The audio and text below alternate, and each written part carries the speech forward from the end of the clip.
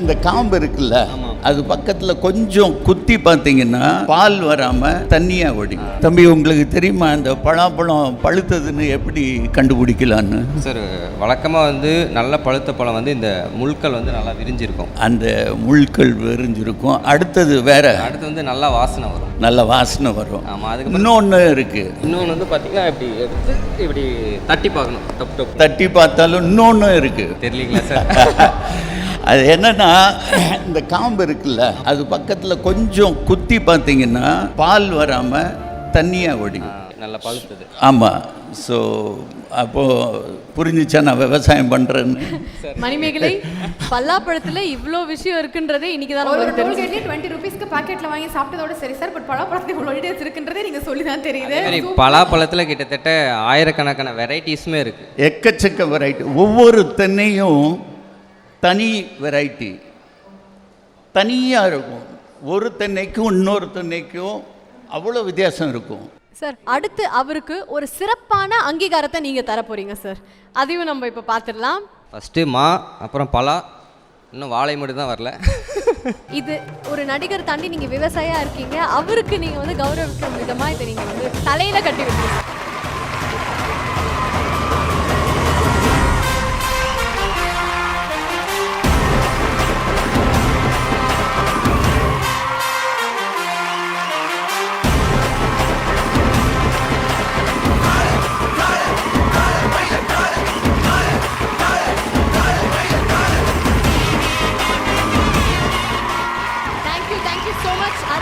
Sir அவர்கள் thank you so much sir. இன்னைக்கு ஒரு சிறப்பான அங்கீகாரத்தை அவருக்கு கொடுத்துருக்கீங்க. அதை ஒரு மறக்க முடியாத நாளாக இருக்க போது அவருக்கு. Thank you so much Arun Pandian sir. Please happy.